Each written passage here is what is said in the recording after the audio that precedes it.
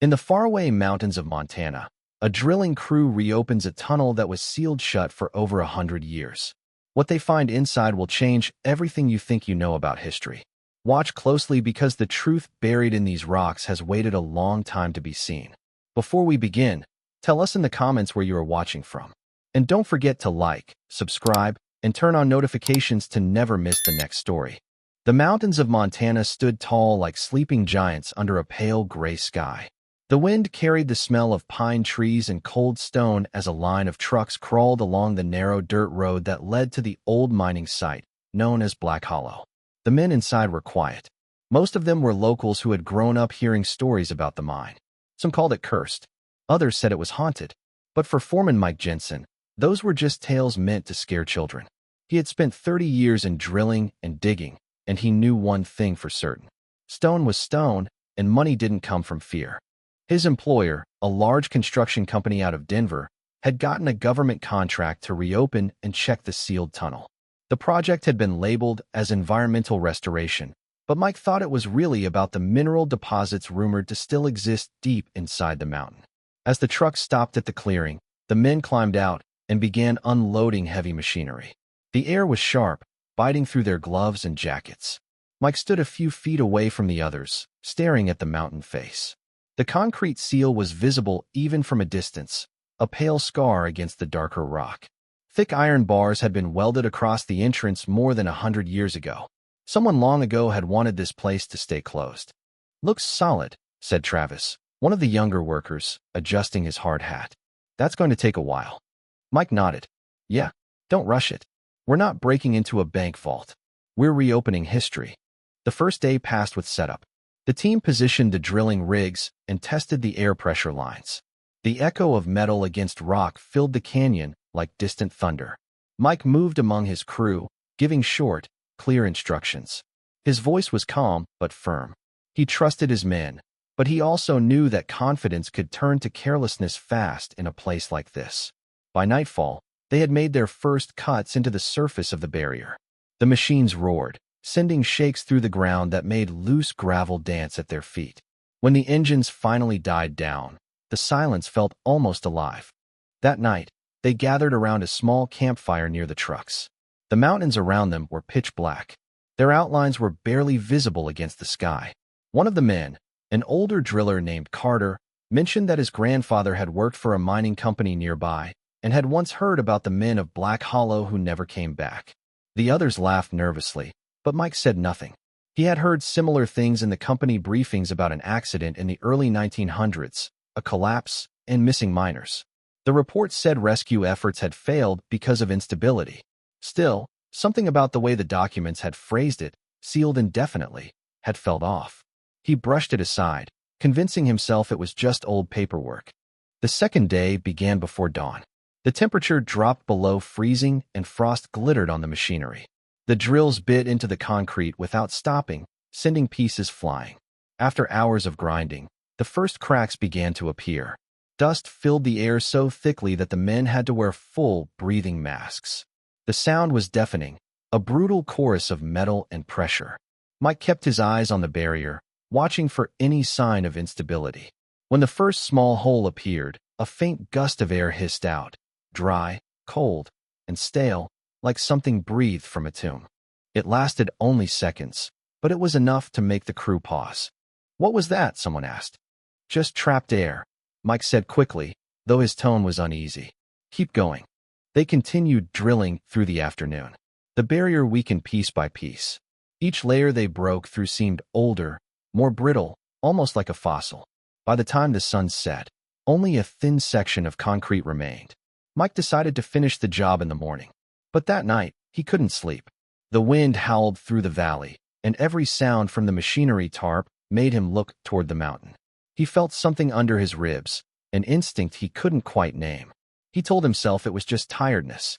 On the morning of the third day, they started work again at first light. The drill screamed against the wall one final time, and then with a deep cracking sound, the entire section gave way. A wave of ancient dust exploded outward, forcing everyone to step back, coughing and covering their faces. When the air cleared, the opening stood before them, tall, jagged, and black as ink. The concrete seal had been broken. For the first time in more than 100 years, the tunnel breathed again. Mike approached the entrance slowly. His helmet light cut a weak circle into the darkness. The air inside was freezing, carrying a faint metallic smell. He turned to his team. "All right, we'll check it out. Stay close and watch your footing." He adjusted his breathing mask and stepped inside. The beam of his lamp swept across the tunnel walls, raw rock streaked with veins of quartz and rust. Farther in, he spotted old wooden supports, cracked and leaning. Their nails had corroded to orange dust. Pieces of rail tracks still ran along the ground, half buried in gravel. A few minutes in, one of the men found an old pickaxe head. Its wooden handle was long gone. Another picked up a lantern. The glass was shattered, but the metal frame was intact. "Feels like a museum down here," Carter murmured. "Yeah," Mike said quietly. "Except museums don't smell like this."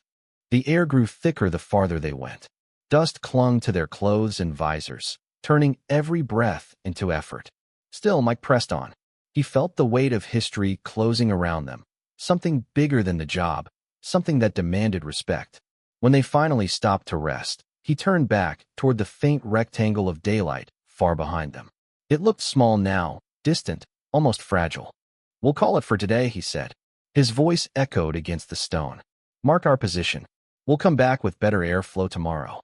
As they made their way out, Mike cast one last look into the darkness beyond the reach of their lamps. For a split second, he thought he saw something, a faint glint like metal or glass deep in the shadows. But when he blinked, it was gone. He shook his head, exhaled, and stepped back into the cold afternoon light. Outside, the mountains were silent again, as if waiting.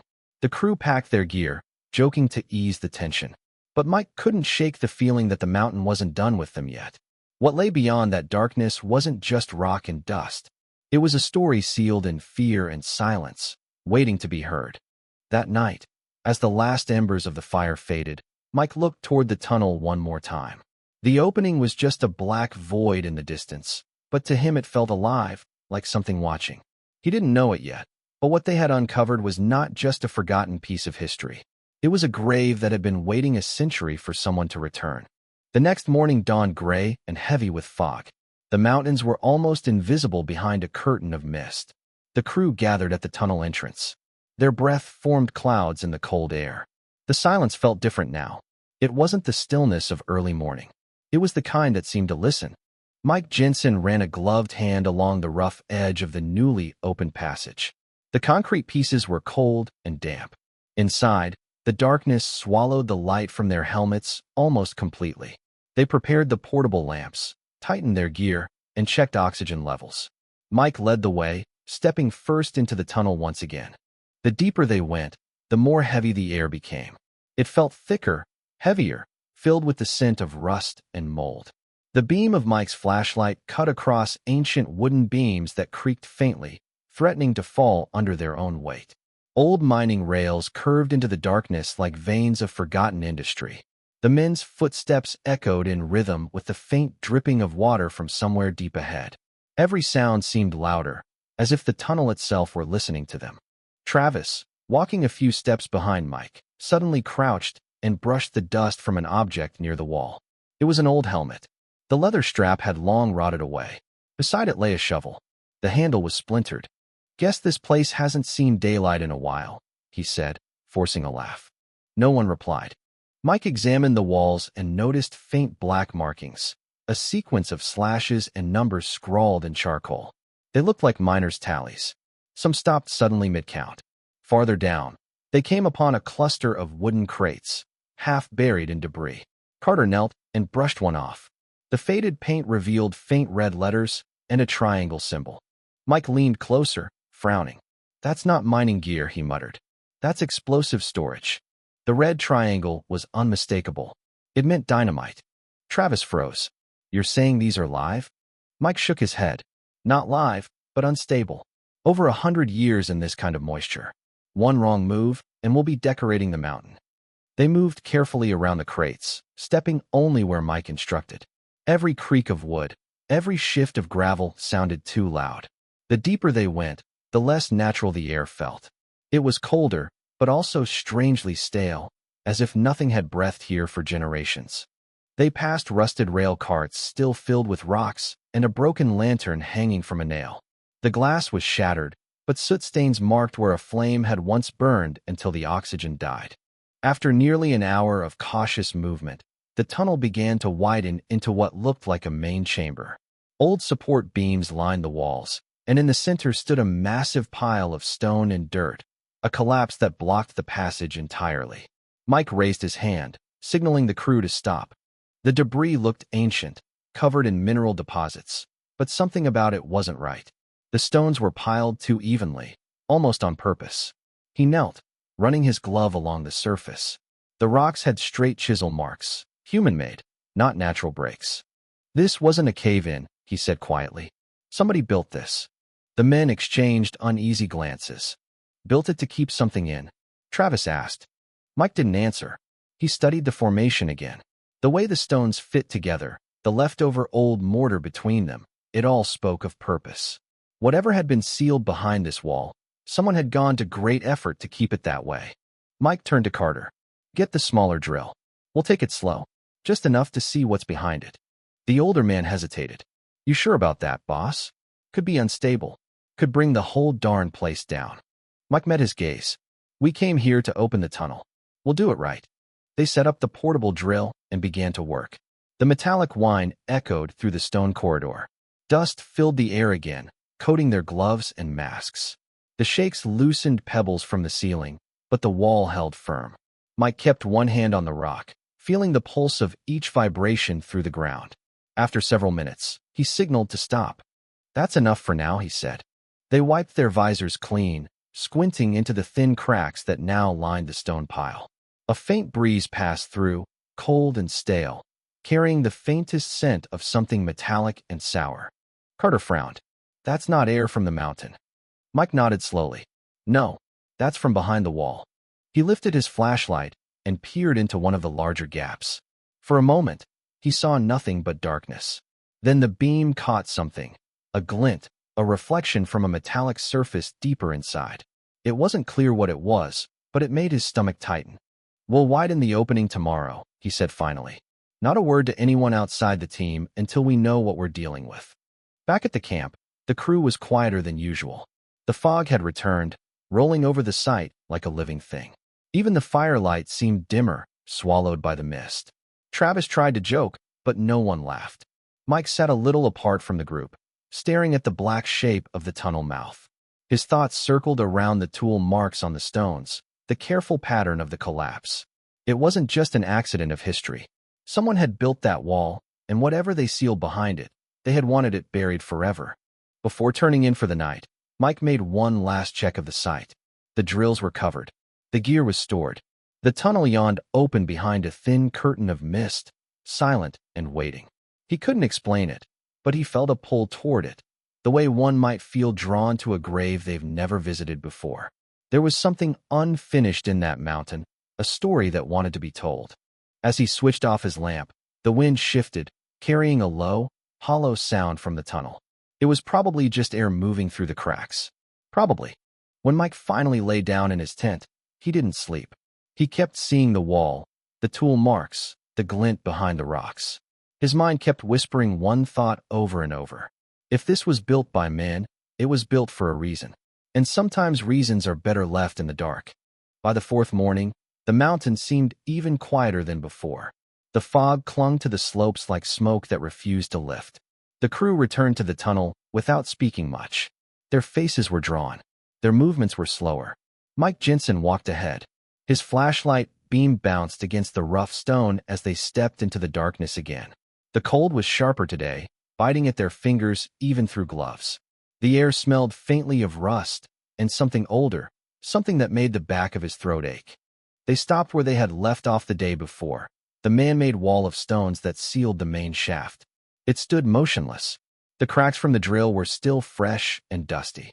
Mike checked the air gauge. The oxygen was thin but okay. We'll open a small section, he said quietly. No one steps through until I say. They set the portable drill in place again. The machine's hum filled the tunnel, echoing down the empty shaft like a heartbeat. Each shake sent fine dust raining down from the ceiling. Travis adjusted the light, aiming it at the growing hole in the center of the wall. After nearly 20 minutes, one of the stones shifted. The sound it made, a dull, hollow thud, wasn't the sound of rock against rock. It was the sound of something giving way. Mike motioned for the drill to stop. The tunnel fell silent again, except for the faint whistling of air through the cracks. "Bring me the crowbar," he said.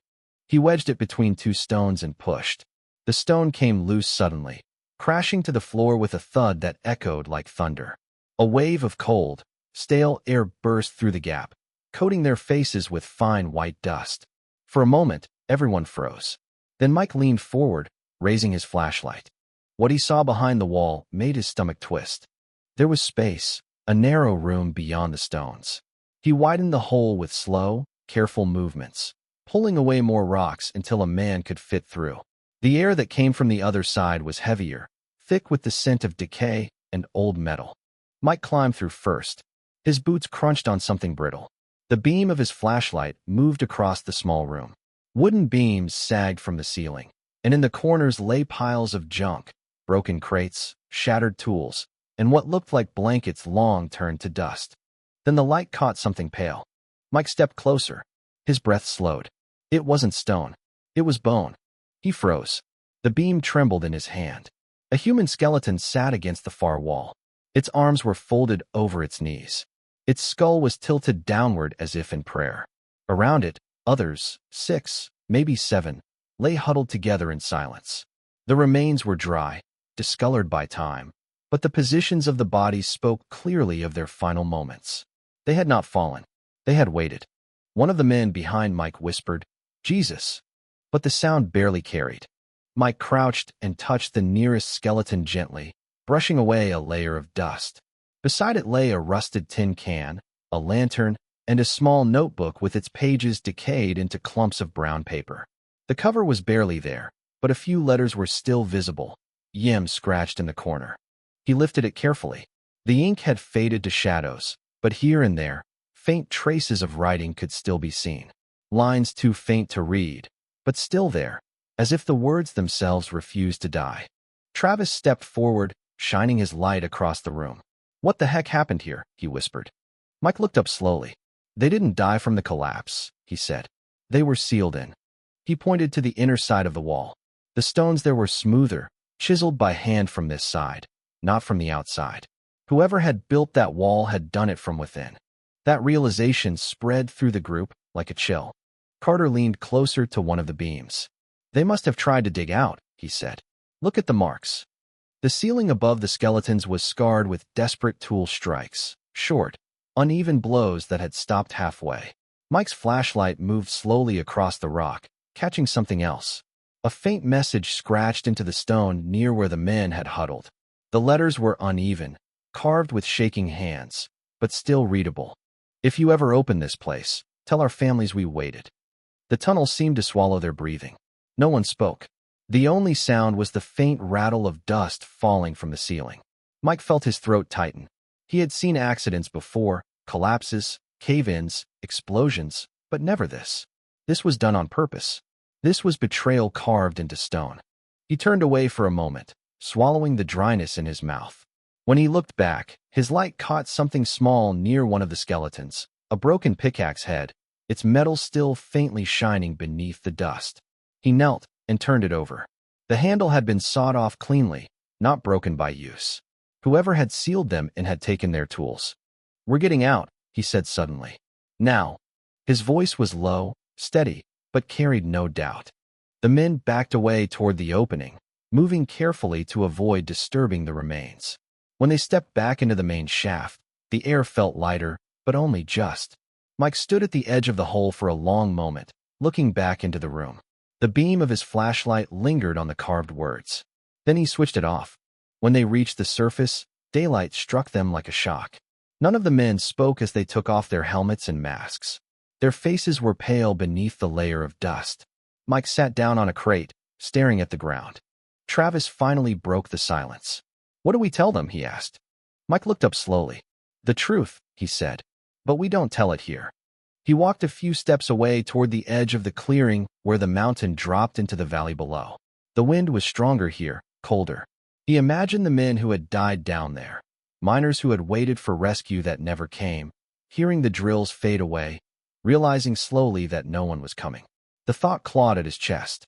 He had never believed in ghosts, but as he looked back toward the dark mouth of the tunnel, he could feel them, the weight of their silence, the echo of their patience. They had waited a long time to be found. As dusk fell over the camp, Mike called the authorities. His voice was flat, almost robotic, as he explained what they had discovered. After he hung up, he stayed standing by the fire until long after the others had gone to their tents. The wind carried faint sounds from the tunnel again, a low whistle, like breath escaping through the stones. He knew it was just air, but part of him couldn't help hearing something else in it. A voice from the dark whispering across a century, reminding him that some walls were not meant to be broken, and some stories never stopped waiting to be told. The morning after the discovery broke, clear and cold. The fog was finally gone, as if the mountain had exhaled. The authorities arrived before noon. Their vehicles crunched over the gravel road that wound through Black Hollow. The site, once filled with the rhythmic noise of drills and machinery, now stood silent. The tunnel loomed in the background. Its dark mouth was sealed by yellow caution tape and the weight of what had been found within. Mike Jensen guided the investigators down the slope. His steps were slow. His face was drawn and gray. Inside the shaft, they documented everything carefully, photographing each skeleton, every artifact, every mark on the wall. Mike stayed back, leaning against the rock, watching as they uncovered what he already knew to be a grave. When one of the inspectors asked him when they'd realized it wasn't a simple cave-in, he answered quietly, "The moment we saw the tool marks. They didn't die by accident." Over the next days, the story unfolded like a wound reopening. Historical records were pulled from dusty archives in Helena. Investigators discovered company ledgers and letters from the early 1900s, documents stamped with the faded logo of the Black Hollow Mining Company. Among them was a memorandum dated 1903 detailing an internal collapse that had trapped 8 workers deep inside Shaft 3. The company engineers had recommended a rescue operation, estimating it would take 2 weeks to break through. But the board of directors had rejected the plan. Financially unviable, one note read in cursive ink, "Seal the shaft. Declare them lost." The order was signed by the company's founder himself. Reading those words made Mike's stomach twist. They hadn't just sealed a tunnel. They had buried men alive to protect their profits. When word of the discovery reached the media, reporters came in droves. Cameras were set up near the site entrance. Their lights reflected off the mist-slicked rock. Mike stood before them. His helmet was in his hands. He spoke softly but clearly. "We came here to open a tunnel," he said. "Instead, we found men who were never given a chance to leave. They waited down there for help that never came. And when they realized no one was coming, they still left messages for us. Messages asking us to tell their families they waited." The reporters asked if he believed the company had known the miners were alive when the shaft was sealed. Mike met their eyes. They knew. The paperwork proves it. Those men weren't lost to time. They were abandoned. His voice broke slightly at the end, and the cameras captured it. The exhaustion, the grief, and something heavier beneath it. The remains were transferred carefully to a nearby university for examination. Forensic experts confirmed the men had survived for days after the collapse. Signs of rationed food, soot from makeshift fires, and fragments of tools used in desperate attempts to dig upward told the rest of the story. Near the wall, they found bones marked with shallow scratches, names, initials, and dates. Some were carved only days apart. One message was still readable, Day 9. We can still hear them above us. Another, shorter and final, read, It's quiet now. Each detail hit the team like a blow. Every fragment added to a picture of slow realization, of men facing the truth that the world above had moved on without them. A month later, a memorial was built near the site. It was simple, a dark granite plaque set into the rock at the tunnel's entrance. Visitors left small offerings there, flowers, candles, and old miners' lamps.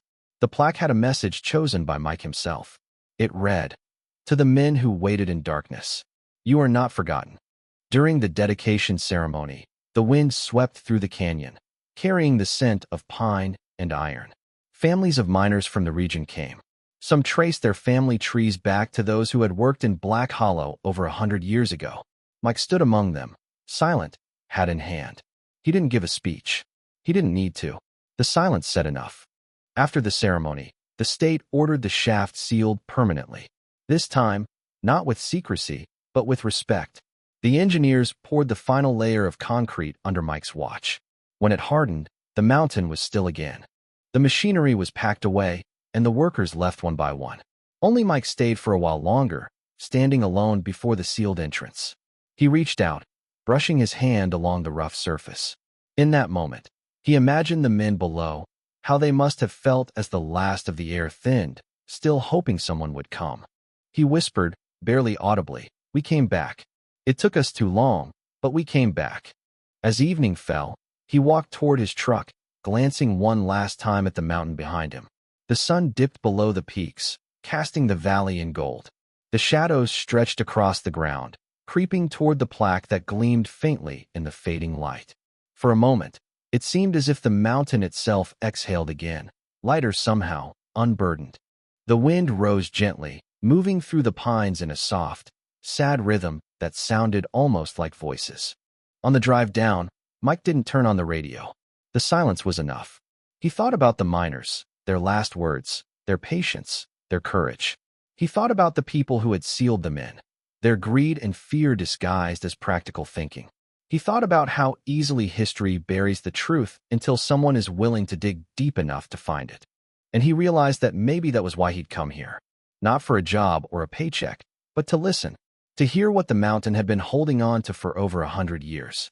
That night, long after he returned to town, the wind howled through the valley of Black Hollow once more.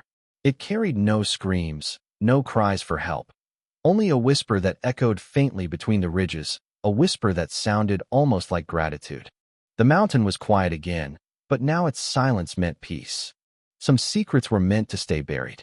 Yet when uncovered, they remind us of how fragile trust and humanity can be. If this story made you think, let us know where you're watching from in the comments.